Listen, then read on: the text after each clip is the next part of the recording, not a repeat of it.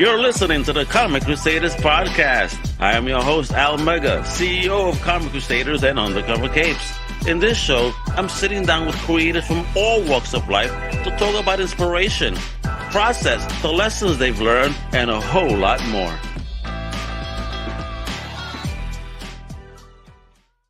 What up, everybody? Welcome to a brand new Comic Crusaders podcast from your boy, Al Mega. Yo, today we have an amazing independent creator, man. He is working on this book right now on Indigo called The Bubba Patrol. I love that name. He's an independent creator. He's a writer. He's an artist. My man is like a one-man shop. The one and only John Anthony Chihak Soltero. What's going on, kiddo? How you doing? I'm good, Al. How you doing? Are you ready to rumble with me tonight, brother? Because we're going to talk some comics. What's up? I'm good with that. Let's do it. Epa. So, brother, thank you for hanging out. Talk to me, my brother. Where you at? Where you from? Where you grew up?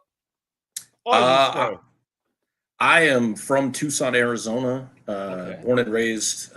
Lived here my entire life. Went to high school here, college. All right. A lifer. Yeah. I've even got the 520 tattoo on my arm too. So. Is that for life? Fight 2 for life, son. Hey. Epa, he gangster. You don't fuck around with him. If you don't buy his comics, he might come for you. Don't mess around. So now, brother, talk to me, bro. You growing up over there, how was it like then? You know, were you always a comic book fan, or was that something that just you came across later in life, or presented to you early? What was your first taste of fandom? Was it comics? Was it movies, TV? What? It wasn't comics in the form of comics. I mean, I was familiar with, Spider-Man, Superman, Batman, Wonder Woman, that sort of thing. But it wasn't until like junior high when comic books became a big deal to me. And wow, junior high, okay. So what age were you then? Talking about it. Well, what was junior high then? Because some people could be getting left back for ages, Yeah, I think I was 12. I was born at the end of the school year, so I was always a year behind everybody in my age. Okay. But back then, that was 92, 93. And you could still get... I was graduating high school. All right.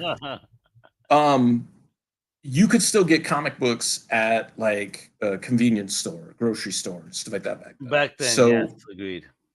I had picked up a couple of books here and there, Daredevil, stuff like that. Nothing that really wowed me.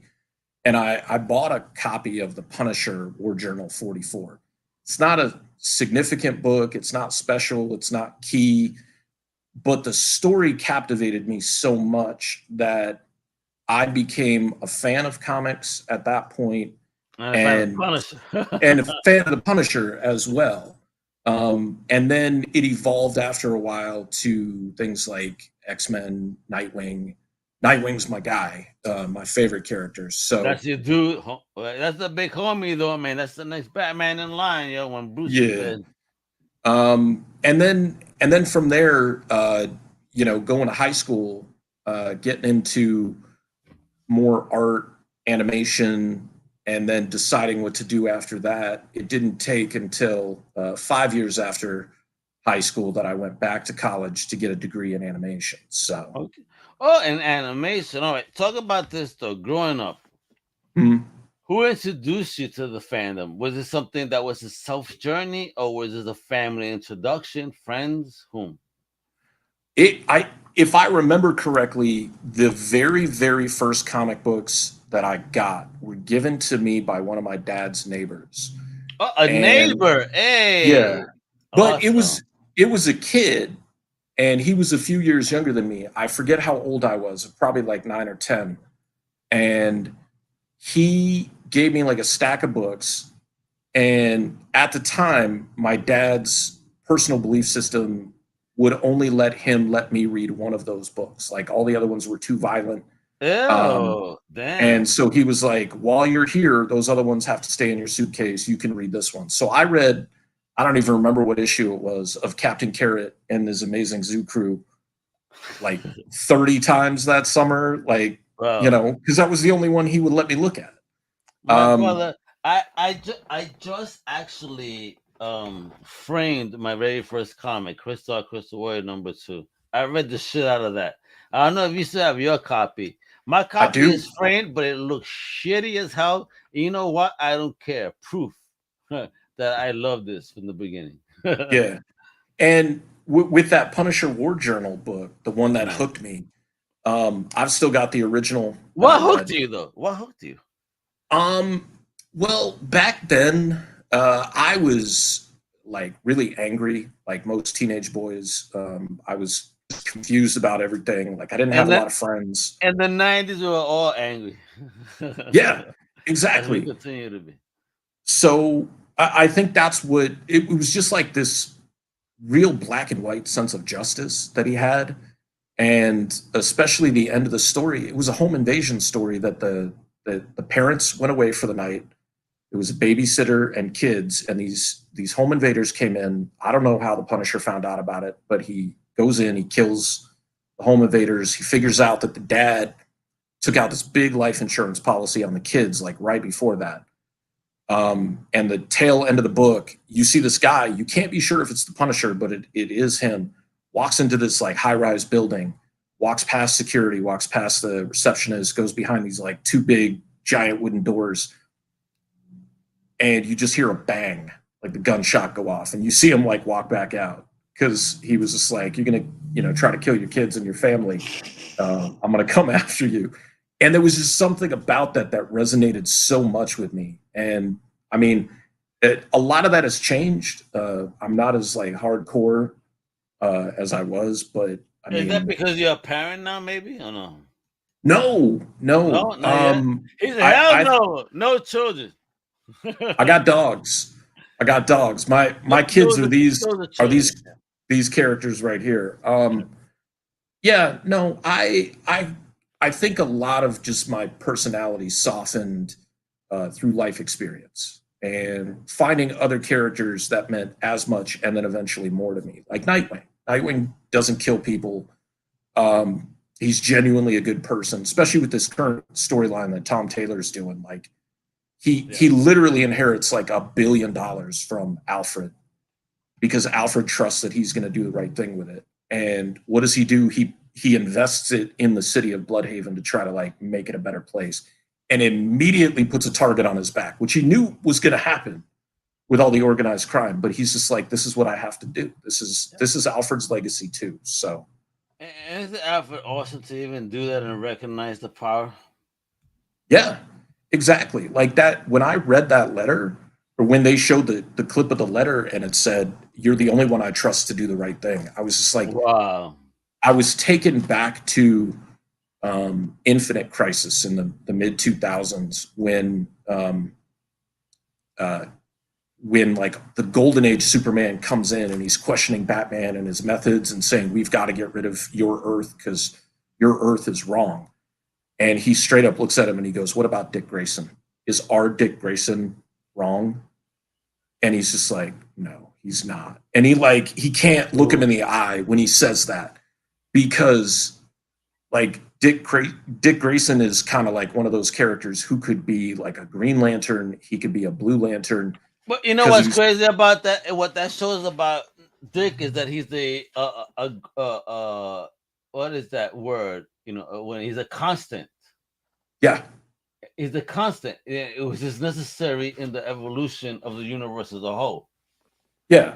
And he's also like the term the best of us. Like he is the best of the DC universe because he's always been that person who struggles with who he is in comparison to everybody else, but he still just does what's right. And especially coming from somebody like a Bats. Well, I get Bats sometimes, but you know, I'm not the biggest Bats fan because at the end of the day, it's like, damn, bro, get her done. You know, start just arresting these MFers. Get her done, if you know what I mean. And it's like, you know, and that's why I love your whole shit, anti-hero verse. Like, I mean, an anti-hero is gonna make a decision. I mean, listen, They're not anti-heroes. They are heroes. They're eliminating the problem. And I've actually gone from the concept that the Punisher's an anti-hero because he kills people, or Peacemaker would be, or whatever. You see, yeah, and Peacemaker all of a sudden blowing up, a character that nobody gave two shits about, not even exactly a year ago. All of a sudden, and it's because they're writing them really, really well. But that show is kick ass. Don't. Yeah. Come on now. A fucking eagle hugged him, bro. Twice. Have you said that an eagle hugged you, John? I don't know if I would be bold enough to try to hug a bald eagle. I mean, they're friggin' endangered. Like, shouldn't he be in jail? Just for having, yeah. Right, and trapping one, and even though he's dropping squirrels at it and trying to feed him, I'm saying, or raccoon, whatever those things, the badgers, jeez. I mean, bro. Does Bubba Patrol do this, bro? Did he murder these other innocent animals and try to feed you, John? In real life, there's been some lizards, there's been some mice. Oh my God, I have a cat, and the other day, she walks into the living room and just tosses this lizard onto the sofa where my wife is sitting, and my wife, all I hear my wife is say, "I don't want to look, but please tell me, what did the cat just fucking throw on the sofa? I can't look." I said, "Damn, it's a dead lizard." She goes, "Oh my God!" Some of the it's hilarious, and the cat is all proud of. And I said, "Yo, she's gifting you. Take it with pride. Be happy. I'll remove it. Don't you worry. But just show her happiness, please." and yeah, like the first dog that I had, Cypress. Like when I was little, when I was a teenager and I didn't understand it. Like she would kill birds occasionally, and look at me like with a smile on her face, and I'm like, "That's not okay. That's wrong." And look what I did, motherfucker! I took this pest out of your life. But yeah, I eventually realized what it was, and like some of these lizards that these dogs take down are like this big, and my dog's little. You get those big ones. No, thank God this was the little one, because if it was that big, this one would have probably just ran out the house. I'm in Florida, bro. I don't know where she even found these things, but she tosses them around. Like, I don't understand why, but it's like baseball for her, like a football, Yeah. She's Eli Manning. Let me see how far I could throw this. And she scored. Let me tell you, she scored several times. Nice. So, talk to me, kiddo. So, what's that creative journey like? When did you start? So you started creating. Why? Yeah. What made you get that itch to put yourself out there in that way? Well, I've always been creative in the sense that I've always loved to draw. Started getting into writing stories and stuff like that in junior high and high school. And in my Did you find people in that era though that was similar minded to you, or no? I knew other people who liked to draw casually. Okay. But not to the extent that I did. But my mom recognized that early on and got me enrolled in like some Parks and Recs art programs. There was a cartooning program that I did. I think it was between 6th grade and 7th grade. So like around when I was 12, to work on doing comic strips and stuff. And then freshman year in high school, I was able to take an animation class, but it was back in 92. So we were doing like flip book and cut paper. But it was still like a good process. And then senior year, I wanted to take Spanish too, but like I didn't learn anything. So I dropped it halfway through. And why did you want to take Spanish, bro? You were trying to get our mommies. What's going on there? Well, my folks never taught me Spanish. So that's always kind of been like, and here in the Southwest, like Spanish is totally needed. From? Oh, well, they're both from Tucson, but my mom's grandma and grandfathers are all from Mexico, and Wow. my So dad's mom is from Nogales, but on this side of the border. and you never learned Spanish growing up. Interesting. Wow. Nah, my mom's But you older ate sister. Spanish food at least, tell me. Oh God, yeah, Mexican food's my favorite food. That's the only food. Fuck everything else. Yeah. But my mom's older sister, Spanish was her first language. Okay. But back then they all went to Catholic school. And you go to Catholic school back in the 50s, you speak English. And so the nuns broke my aunt like day one, and they never spoke Spanish in the home again. Oh, wow. I don't, she's in her mid 70s now. I don't think she speaks a lick of Spanish anymore. Oh, wow. And so part of the reason that my folks never taught us Spanish was like just that assimilation, like, just be as under the radar as possible kind of thing. Oh, wow, man. I'm sorry. For me, that's hurting you in development. Yeah. Because, man, keep in tune with who you are always. At the end of the day, that's your roots. Yeah. And that was a huge thing in junior high and high school too. Wow. Like I got I know you got a last name like Soltero is like, and you don't speak a word of Spanish, son. Well, my last name is actually just Chihak, but in tribute to my mom, who was a single parent and understanding the culture, like I added Soltero. So where does Chihak come from? Because that's an interesting last name. Do you know your history behind the name? Yeah, it's Eastern European.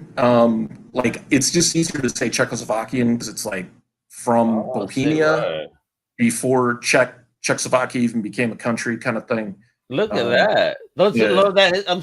I love always learning history. I mean, especially that name. That I never in my life have seen that last name. So very unique. Awesome. So growing up with really, really fair skin, not speaking Spanish, green eyes, and this last name. You fit into the privilege, right?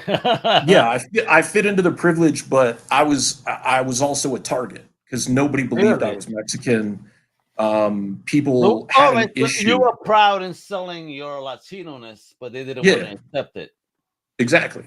Wow. And so that's why, as an adult, it's important to me now because I've always known that, and I'm like, you know what? I'm just like, I don't give a shit. Like, I don't care that somebody. This is who you are, motherfucker. Exactly. Everybody goddamn, we fucking respect it. Absolutely, Latino power, huepa, para que sepan. That's right, kiddo. I love it. You're talking to the right dude here, bro. Because that's all I'm about. As an OG PR, born on the island but raised in the States, I feel that. I feel that 100. You know what I mean? But luckily, my parents spoke Spanish at home and made sure that I knew my language. And sometimes when I get into conversation, I sound like somebody that just came right off the boat. And it's funny, I've had people tell people that, other people that, like, yo, this person sounded like they came off the boat. Like, no, they've been here a minute. I've had a couple of jobs where when I was the only person on shift, I worked in a shelter and I would occasionally work overnight, and I was the only one there. And so we had women who didn't speak any English. And at that point, my Spanish it wasn't good, but it was passable. And and the participants appreciated the fact that I was working at it and trying. And ever since then, I've had jobs that we have bilingual staff always on the clock. Excellent. So there's no need for me to continue to progress. And so like my Spanish has completely regressed to like, caveman. Cuchifrito.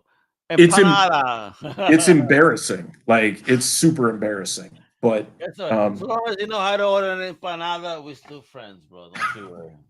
All right. So talk about the journey now, creative journey. Like when did you take the first steps? That would be senior year in high school when I went back into animation. I started the process of creating a character that would eventually be based on me. And I decided at that point, I was just like, all these great characters have sidekicks. You know, Batman has Robin. You know, Captain America had Bucky. Human Torch had Toro. I mean, most people don't know that, but whatever. Yep. And so I created a sidekick for my character, and he's like this little gingerbread guy, like this guy right here. Hey, look at that. Look how dope, folks. Look at that. And he was just like kind of the comic relief, but at the same time, the basis of those characters was a lot darker. And the character based on me had suffered trauma, and like his personality split. That became his guardian, and started working on developing this book called Youth in Asia, which was like took place in a fictional city after he escaped from a mental institution, and brought the mono with him. You know, he had like he didn't really do anything. He just carried him around, and with his escape, originally it was going to be like he killed everybody on the way out, like Weapon X. And then I was just like, man, if he kills everybody on the way out, like they will never stop looking for him. Like I need to fix this. And so he gets in a fight with some orderlies. He takes them both down. He starts bleeding profusely onto the doll, and the doll like comes to life. It's probably not going to be what I do when I go back to it. And when he he basically gets surrounded by like SWAT, and SWAT takes him down. He stops his own heart, and they're like, oh, so we're just going to go dump him in an alley in the city and just pretend like, and erase everything from him. So the, that was kind of the original concept. And then it kind of took off from there. And then 2016 rolls around, and like I start making some big life choices and changes. And the following year is when I did Bubba Patrol, and just started that process. Yeah, and let's talk about this one, like La Pollo Gira, the chicken lizard. Holy shit. So let's get into this current Indigo project. Let me show off this trailer real quick, and then we're going to start talking about this bad boy. Hey guys, it's me, John Anthony Chihak Soltero, creator of the Bubba Patrol.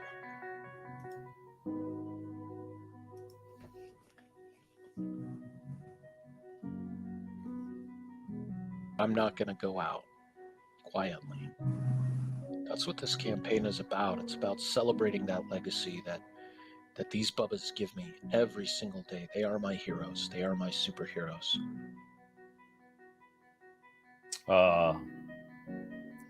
This path we take is just the start, with strength and smarts and lots of heart. We stand for those against evil and hate. We choose to be heroes. There is no fate.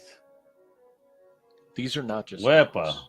They are family members, and the world will see them as heroes. Love it.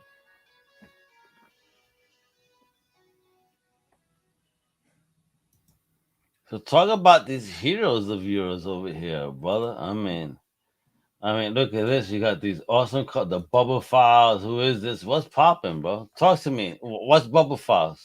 So I'm a big fan of those books, Secret Files and Origins, where you get information about the characters, but you also get a story. So this was the very first book that I printed on like straight up newsprint, which had always been the goal. Nice. Yeah. Everything about this book was 100% digital. There wasn't anything physically drawn for it. Everything I did on it, I did in the computer. And it gives you bios on all the characters thus far. Agnew J. Pennyworth, Cypress, Sabu, Grayson, Foley, and Gurry. And it kind of also does the thing that I used to love about the trading cards back in the day, where it gives you like their power levels. Oh, I love that. It tells you like, okay, this character is like they're really strong, and this is how smart they are, and stuff like that. And then it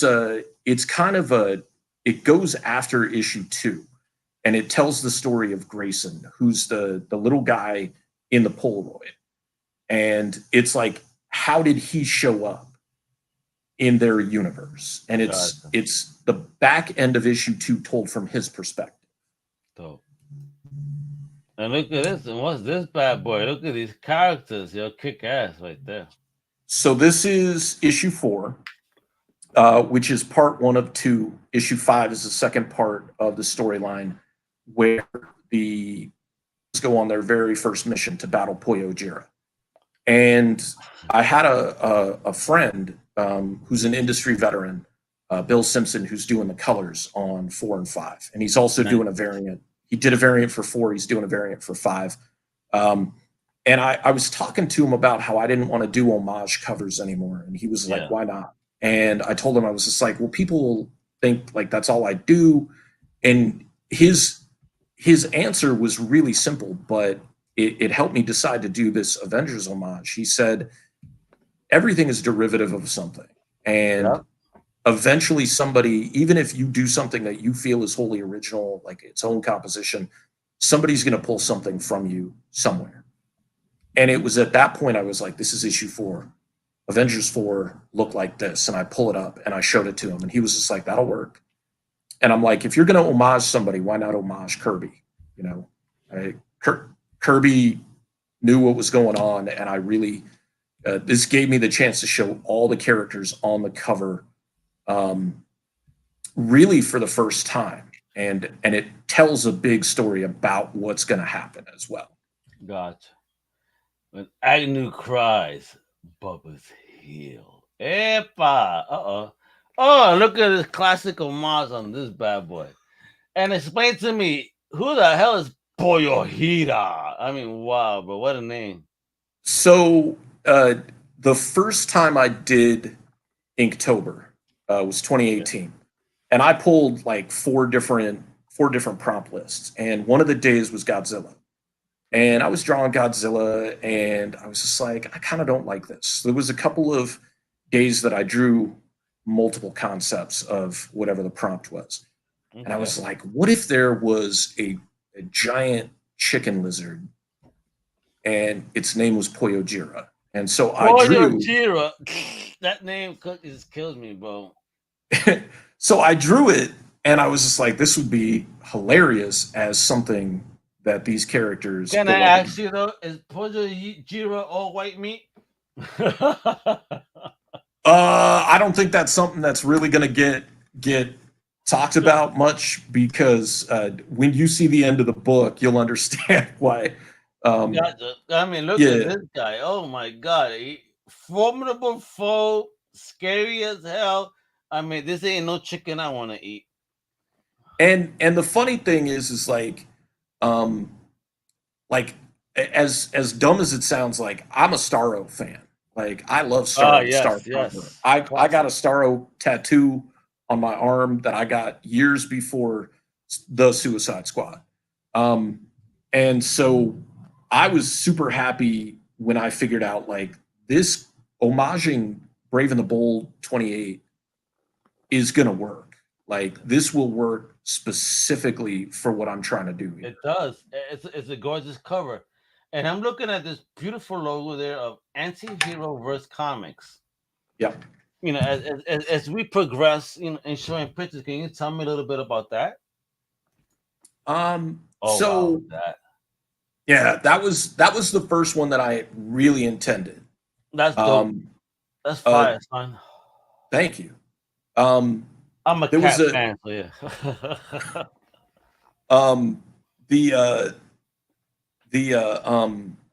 Somebody I knew at the time, he was like, why don't you do an ASM 300 homage? I was just like, I can't contort a dog like that. And I mean, apparently you can. Yeah. So that's what I went with. And it was probably at that point, that was the most successful cover. And then 4 became the most successful cover composition wise. And then 5 definitely is the like crazy, like over the top, I can't believe I actually drew this kind of thing. And all the covers. But you did such a great job, man. That was you? Yeah. Oh, Look at you. You're a boss, kiddo. Look at you, man. And So, all the covers so wait a are minute. So you do writing and art. I mean, yep. how do you tackle that time as a creator to be able to handle both tasks? How do you divide that time, or is it even divided? Do you work with, kind of in conjunction as you create it? Well, every step is an editing process. Okay. So now I do outlines on All my right. stories. I believe issue 3 was the first time I did an outline. Before I was just going like right into script mode, which doesn't make any sense whatsoever. And Okay. so I figure out what I'm going to tell, and then go in and I start writing my script. And then because I'm now working digitally on my interior pages, my process is a lot faster. And because I know how I want to pace the story itself and how the characters react, like I know how to place the panels and how it's going to look in my head when I'm writing the script.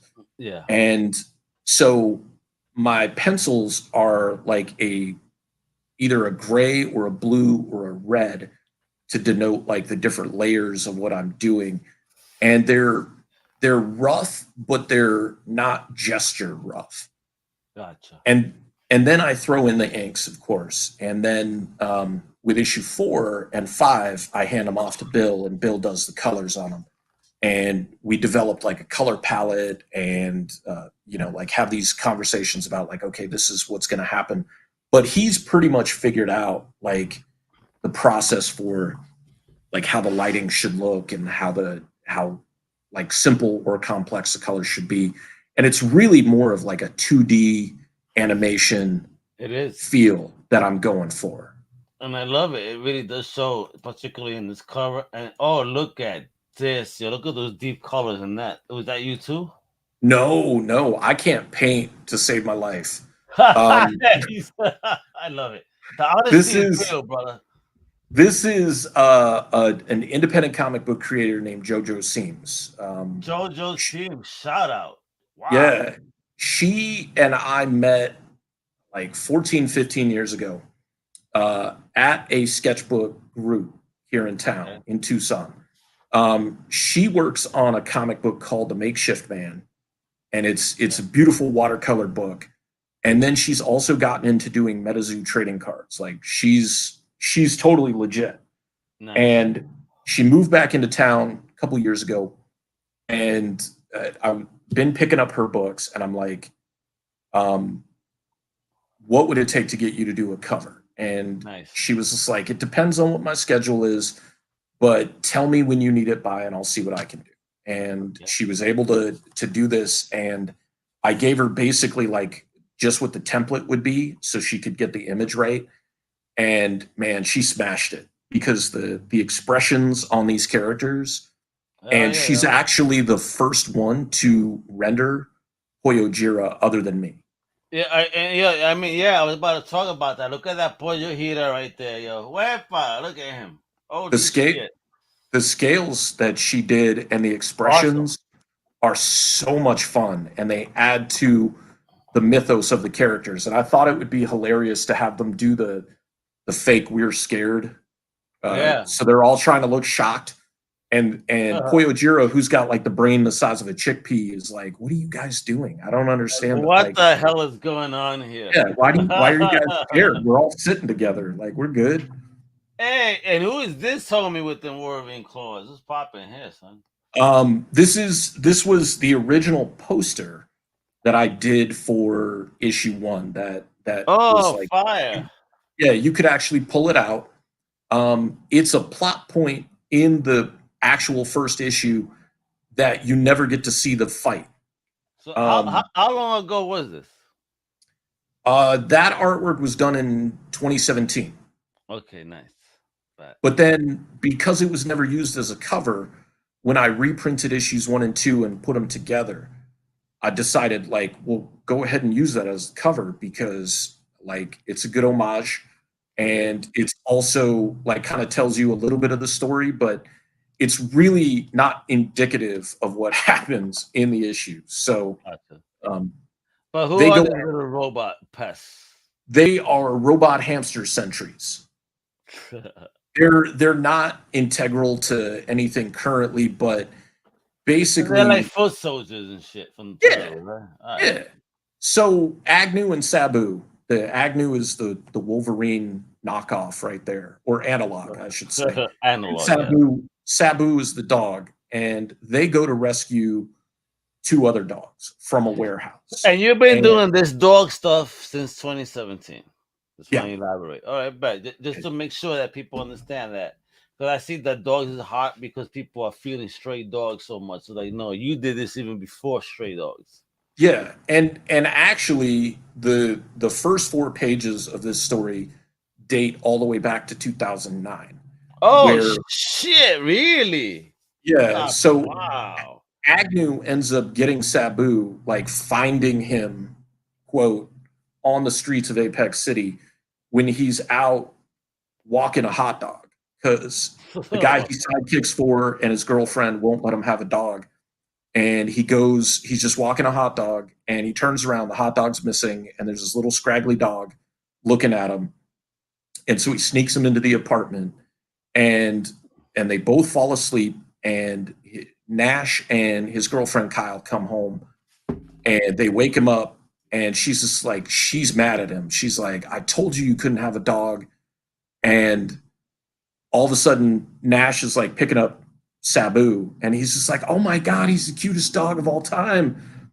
And that's the kicker, because that's actually kind of how it happened in real life. Like, what if I walked a hot dog though? People probably think you're crazy. And like, I don't know how that would go. It would probably tear off the shoelace that he was using. I'm in Florida though. It might be normal. Yeah, I was gonna say I've heard Florida's a little bit, free spirited. Yeah, you know what I'm saying. I'm carrying a new breed of dog. He doesn't have legs or head. But yeah, so that was like the origin, and I like to throw a lot of homages and Easter eggs into my books. So when you read them, you're gonna see references from like when I was a kid.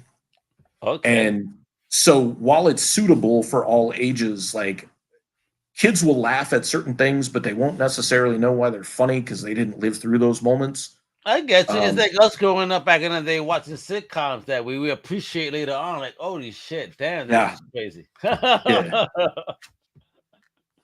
I get it. Talk about the campaign, man, because here we are, bro.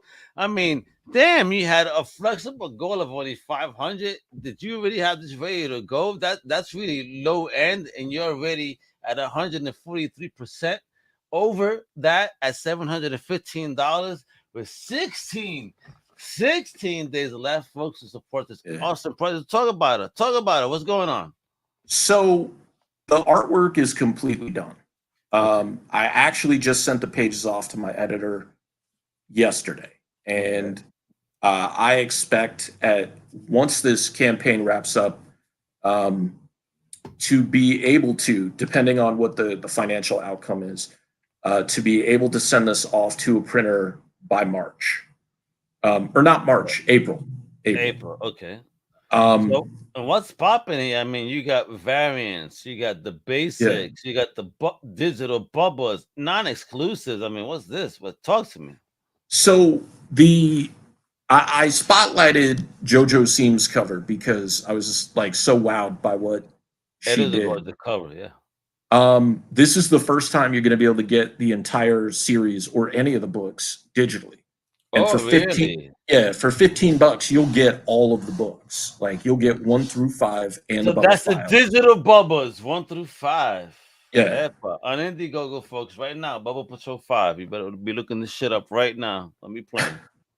And then I decided to do like a variant on the homage cover, which gives you like the look that it's like a fake graded slab book, but the colors are a little bit different, so they're all colored like they're those members of the Justice League. Yeah, I see. Very nice. and it's I haven't decided if it's going to remain a 5.0, but I thought 5.0 would be cute since it's issue 5. Yeah, man, leave it as it is, bro. That's dope. All right. And so that's my first exclusive cover for a show that I do on Saturdays where I sell comic books. Oh, and where you do this show at? You should have shared me that link. And what do you sell there? What's popping? Right Do now, you have any Conans? And if you do, you better put them on hold. all right. Well, I do. None of them are super great, but I don't care. I'm trying to. I need my hold fillers, my friend. I so I call it non-con, the online Comic Con. Okay. Because you don't have to go anywhere, and like Non-con. you kind of got Artist Alley because like you have my books, you have original artwork I've done. I try to support some campaigns that get me like retailer copies that I can then resell. Oh, wonderful. Yeah, so I've got some independents, some super independent books, which I prefer. I'm so happy I found out about this. I mean, what the hell made you want to do that? That's a great narrative, a great way to sell and support not just yourself, but independent community. That's dope of you. Lockdown basically did that. COVID, motherfucker inspired me. Yeah, maybe I should call it COVID Con. The COVID Comic Con, the Triple C. I had some friends who used to do a show on Saturdays from a local shop here in town, and I would kind of sit in and help them and like collate the books, and then they were like, "Do you want to sell the Bubba Patrol on here?" And that sold really well, and then they let me like bring on some sketch covers and stuff like that, and so I had a little experience doing it that way, and of course I tabled at shows selling my stuff, but never like selling straight comics. So I just decided one day, I think it was March 2020, Saturday, like nobody's going out, nobody's doing everything. Everything's shut down at like 8 or 9 o'clock here. And so I just set up my camera and I set up a rack of comics and just ran a live cam on Facebook and just tagged a bunch of people. And then made an actual page on Facebook where like people can go and see like, okay, this is when the next show is going to be, this is what you're going to try to feature. And I've tabled at a couple of events now where I'm not just selling my work, but selling comics and figures and stuff. So I'm trying to like, I don't want to do the comic book resale thing long term. Basically it was just to have fun, kill time, and now I'm like, well, I can make money doing this, so I can like renovate parts of my house. I know, man, the business is real, that the market is real. People are loving books again. It feels like the 90s. This is what the 90s didn't have. If the 90s had the internet, it would have never crashed. Right? And that's the thing. Like now I have some regular people who come to my show who might ask like, do you have this or can you get this? But they know you got quality stuff now. Excellent. Yeah. So please, bro, share with me those low-end Conans. I'll take them off your hands because I need them in my life. I'm trying, just I have everything hard horse. If you got them low-end Marvels, I need them. Okay, yeah, I do have Marvels. I don't have a lot of Dark Horse stuff. Yeah, I got everything Dark Horse. I don't need that. I just need the old school Marvel joints. Okay. I got all the currents too. Bro, that's my shit. I got every Spawn too. You know what I mean? I don't need that. I got oh shit. Do you have any haunts? I need to finish the run. I have the keys, but I just need to do the fillers. I think I have like one. Oh shit. Well, let's see if you have the one I need. And nobody, I called it, folks. How dare you even fuck with me? There you go. Keeping it geekly says the Bubba Patrol in the house. What's up, Cody? There you go, yo. Keeping it. Yeah, I was on Cody's show last week, and so shout out to Cody, a fellow podcaster, vidcaster. God bless, man. Good luck on your journey too, man. Let's collaborate. Let's get real. Yeah, he's actually like he's starting to get into. So Keeping It Geekly was like video game podcasting. Like he he would talk about video games, and Oh, then nice. I need a video game reviewer in my life, man. I keep getting too many games. I need people that just, to get the games reviewed done because I get too many codes and I don't have the time. but he started to do independent creators, and so now he wants to branch out with other people because he doesn't know if he can like take everybody on who wants to come on. So I threw your name out in the hat. I threw everybody else's name out in the hat that has been nice enough to have me as a guest. Because I'm like, I want to spread the love. Yeah, we're here to celebrate independent comics, independent creation at the end of the day, period. You know what I mean? Because you guys are the future of any format at the end of the day. Whether it's comics, music, and film.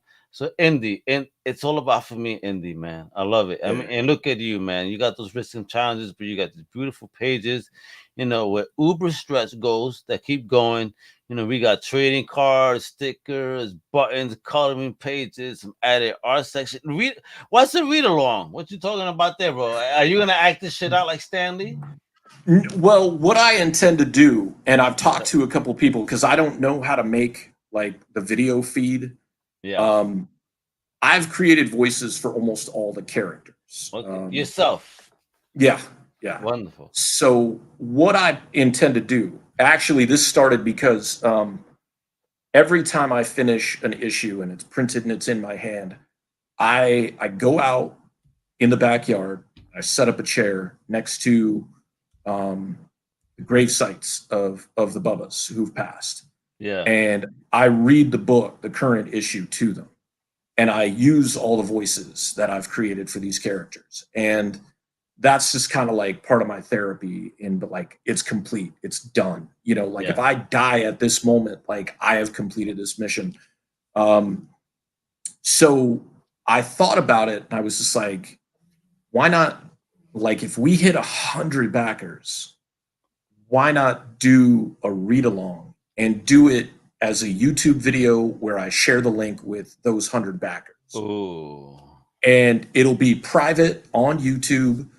So the only people who get it are the people who've backed the campaign. Love it. Love it. But I don't know how to do the videos that way. So I was just like, this might be me like recording the pages as I read them. Like that's overhead. How it should be done. Exactly. Right overhead. It would take time. Maybe snap every panel. It's gonna take a minute. I don't know how many panels you have overall. Yeah. But snap a picture every panel and then read them along at this time. How long does it take to read the page? And that's how long the page stays on screen. Yeah. So and then just move it along. So make it a PowerPoint. So you could do basically take panel by panel, do it as a PowerPoint, and read along panel by panel, and then move it along as you finish. You are the second person who has said that, and somebody else was just like, let me know if you want to do it because I can help you set up the PowerPoint that way. Yeah, there you go. Yeah. And then basically like you give me all the files and then like and add some theme music behind it. Add a little bit of theme music behind your voice. That way you sound all sexy and shit, you know what I mean? Yeah. And send the audio in, right? So that they know how to like sync it up. Yeah. But that's the goal because like I've always done voices, so I always appreciate doing it. Yeah, do it, bro. You're gonna be the next big voice actor, then, bro. JACS, bro. Jax, Jax. You should cut it down, Jax. Jax, the voice actor, bro. The OG, bro. You're killing it, man. So this campaign right now, as I look at it, you have 16 days left. I mean, once the campaign is fulfilled, how long before people could wait for the finished product? So the first challenge is going to be hitting a certain financial spot. I'm still trying to figure that out because to get this book printed on newsprint and delivered, that's awesome. Yeah, like my mind is so blown by that. Yeah, get it printed this way. It's super, like it looks all old school. Like you can feel it, you can touch it, you can smell it. Oh my god, we gonna get high on the ink, bro. Please show it again. Show people how you get high in that ink to see if they can smell it to the screen. But I mean, look at that. Look at that, folks. Oh, gee, he's going old school, folks. Every single time I crack one of these open, like the first book back, Yeah. and I pull it out of the box, like I just look at it.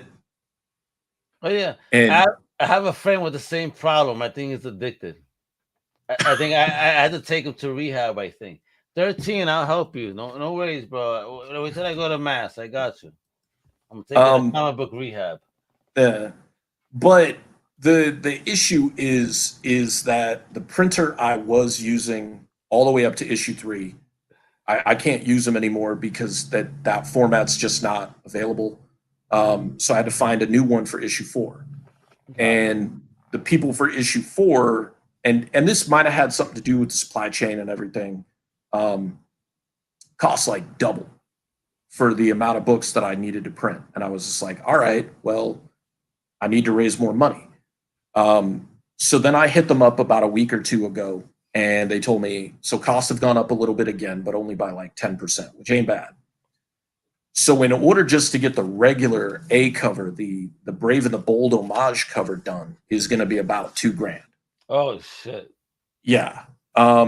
Everything is paid for, right? Like, I mean, all the art is paid for, the editing is paid for. I'm not asking for money to get this book finished. I'm asking for money to get this book printed.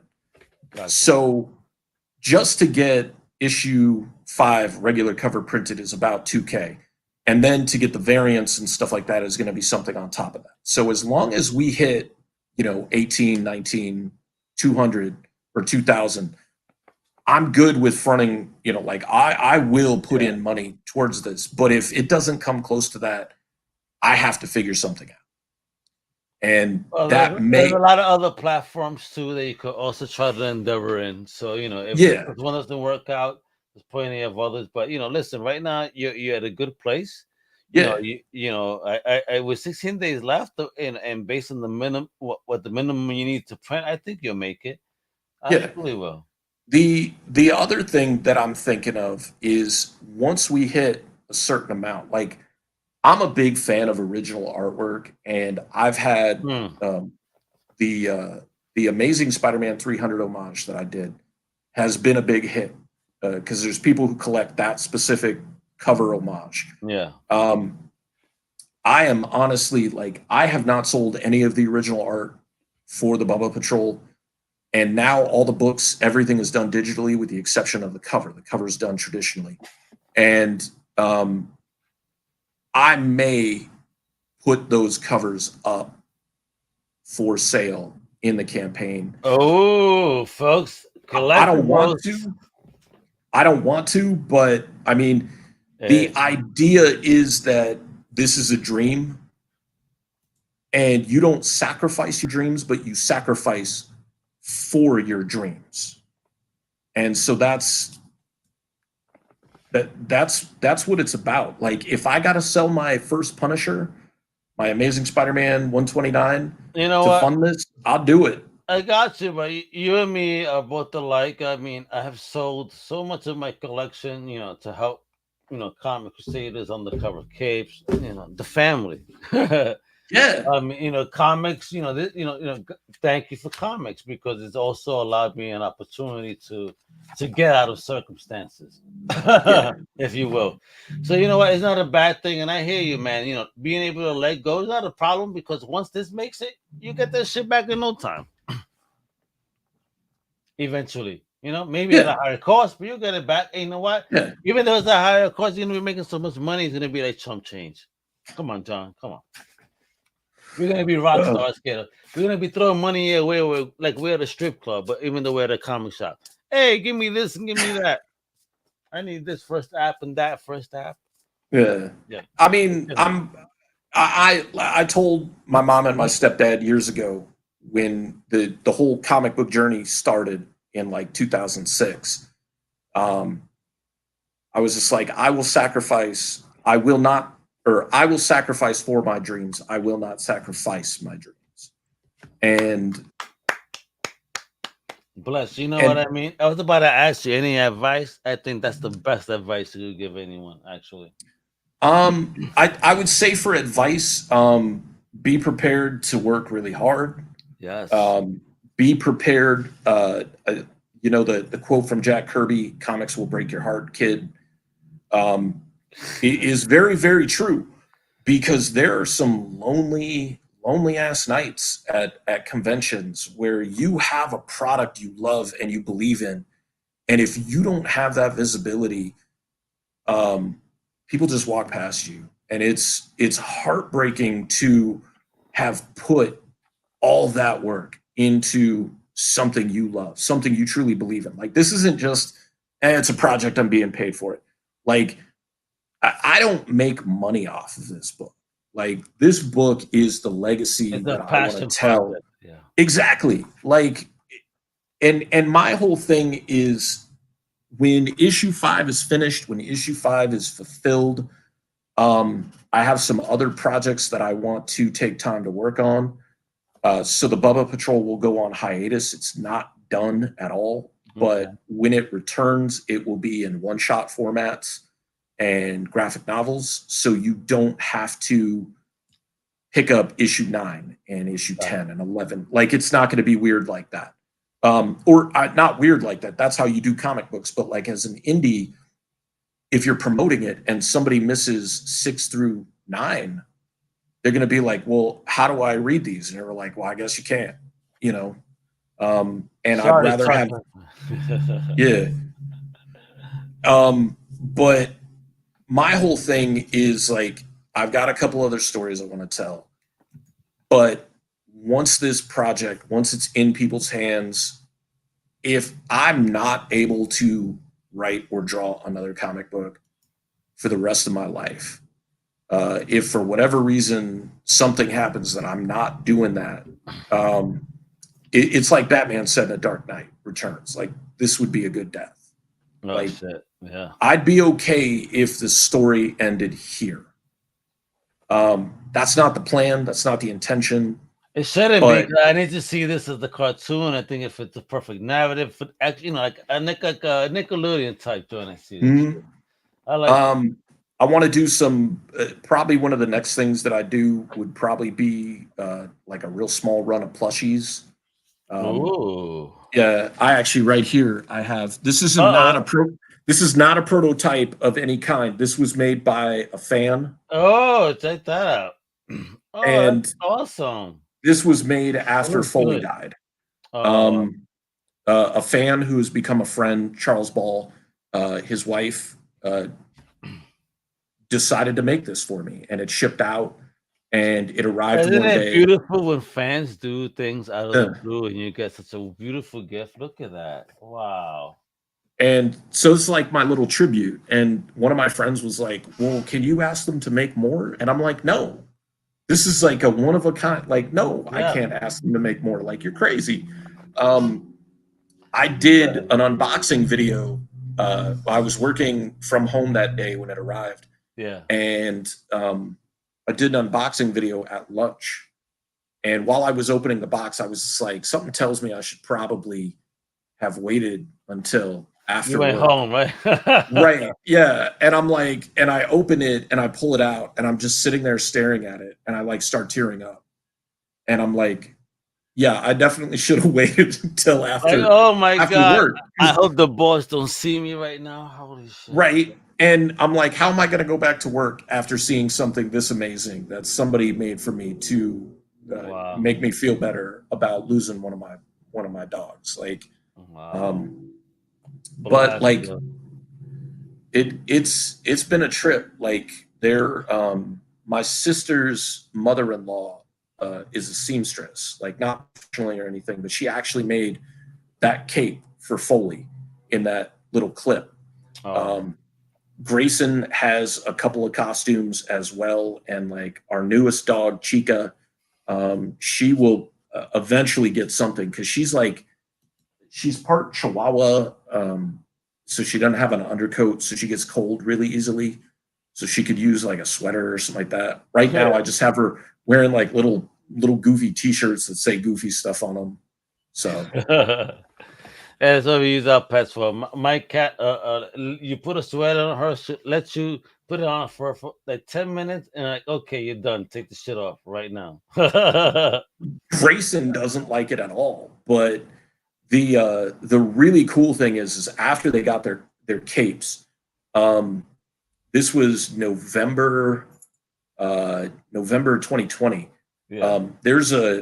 It's a pretty big chain here in Arizona, but it's specific to Arizona called Bookman's, and it's like an entertainment superstore. They sell books, comics, Yeah. video games, movies, instruments. They put out a call online for dogs, and they were like, "We want you to have your dogs be a part of this calendar for 2021." Oh, And wow, dope. so the gist was you had to take your dog or dogs into a Bookman's store and take pictures of them there and then send them in. And so my mom and my stepdad, because it was just going to be me and my mom, but my stepdad was like, "Can I come too?" And I was like, "That's perfect, because we're probably going to need multiple people to, like, Yeah. while I'm taking the picture, to hold the dogs and stuff."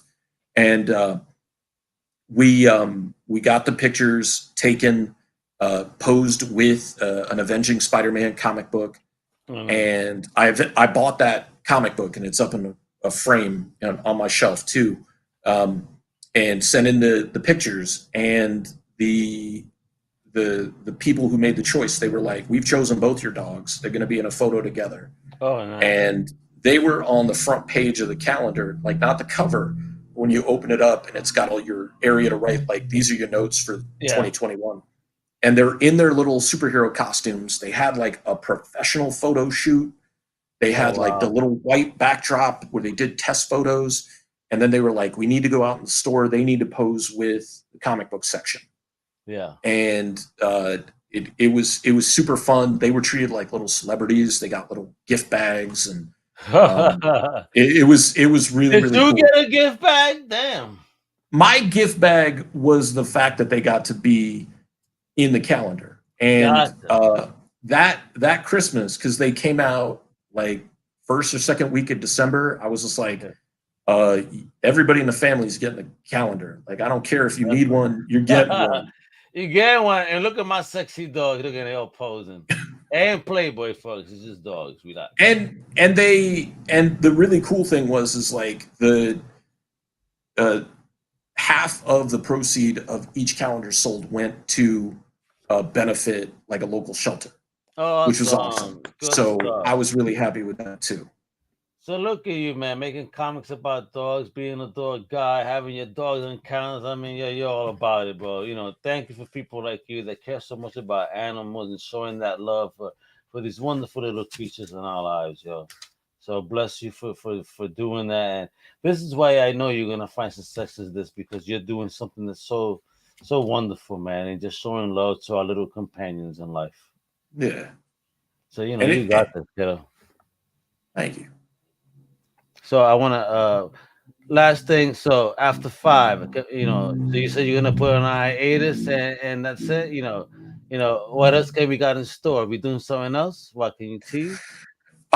So the original project that I thought was going to be big, the Euthanasia Project, the Superpowered Vigilante Project. I want to try to bring that back with the storytelling skills that I've used or developed creating the Bubba Patrol. I think I can tell, I know I can tell a better story than I did originally. It was real gritty, and it totally unpolished, which is fine, but like, I know I can do this better. There's also like a dark comedy horror book that I want to work on as well. That would have to be just a one and done, because it's basically a parody of a major corporation. And so like, once you do that, you can't, you do one and that's fine, but you're not allowed to like continue the story. Don't keep badgering them now. Yeah. And then once I, because this book is so personal, like, it takes a lot out of me to create it. Like, it takes a lot out of me to create a book to begin with, but this is going to be one of those, like, you take that sigh of relief and you fall asleep for like 3 days kind of thing. Gotcha. But you pass out and get it done, and let's see what happens, right? Yeah, and then, you know, in a little bit, when I generate some new ideas for the Bubba Patrol, because you're going to see the end of issue 5 and you're going to be like, wow. Excellent. Like, where do I go from here? Where do we go from here, from this story? And the story will continue, but the course has to be altered. And that's, Yep. it was always the intention of this story to deal with these topics. And I wanted it to be more real, and I didn't want people to like be scared of it when it happens. So don't be scared, folks. There's gonna be some stuff, so check it out. Everything that homie's doing, but the most important thing you got to do, folks, is please support this amazing project right now on Indiegogo. So you go to Indiegogo and look up Bubba Patrol 5. Indiegogo right now, they need the support. Please show him some love. And please, you know, follow him on Instagram, on Facebook. And it's both at Bubba Patrol. Look how simple. So show John some love. Let him know Mega sent you. Let him know Comic Crusaders sent you. Show love for the campaign. Let's make sure this is a successful one so we can keep getting more along this narrative. Again, this is even before Stray Dogs, folks. This is the OG right here. You better show some love, all right? So, you know, brother, thank you so much for joining me today and talking about your amazing book, your project, and, you know, just talking journey, bro. You know, you rock, bro. So God bless, you know, throwing your flowers. Thank you for being creative and doing what you do, man, and sharing every stuff in that way. Now, I mean, you know, again, you know, it takes real balls. So I hate when people try to smash any creator. You know, F you. You can't do what they're doing because they're sharing pieces of themselves. Are you that brave to do that? You know what I mean? So just thank you. You know, again, you know, I see nothing but success for you, honestly, because you're doing something so wonderful here, especially when it's a celebration of our little innocent companions, like I said, in life. So thank you for that as well. You know, like I would never had a pet before until we had our order, man. You know, I don't know how I see my life without pets now. Right? My sister's the same way. Like, she had a cat for 15 years, and don't get me wrong, she loved that cat. But when she moved back into town, after being gone for like 20 years, they rescued a greyhound, and she's just like, I have never known love like this. Like, there's just some sort of connection. It's so different, with him. yeah. Isn't that crazy? Isn't that crazy with these little things that can't even speak our language, but somehow, I mean, they do, because I understand the shit out of my cat. Open the door, do this, I want that. I understand. Like, yo, we speak, all right, somehow. What the fuck? Am I the Aquaman? I'm Catman. Catman. Better be careful though. DC's got that one. So I know. I'm the Puerto Rican Catman. El Gato. There you go. El Gato. Yeah. They don't got that one. Let's do it. Senor Gato. Senor. Hey, there you go, Senor Gato. Put on a Hispanic folk. You see, he said he don't know. So with that, yo, John, thank you again. I'm Mega, folks. You know what to do with the show. You know, follow everything. Please like, subscribe, and if you're loving what you're hearing, please review us on your favorite podcast platform, because that'll allow us to keep just doing what we're doing when we bring amazing independent creators like John that are just bringing greatness to the game of comics, bringing things that are different, bringing things that are niche, bringing things that are for everyone, because again, at the end of the day, comics are for everyone. I'm Mega, and hasta la próxima, mi gente. Wepa! Later. Thank you for listening to the Comic Crusaders podcast. If you like the content, please subscribe and turn on notifications. Also, please visit comiccrusaders.shop and our extended podcast family over at undercovercapes.com. And also, make sure to download the Comic Crusaders app on the Google Play Store today.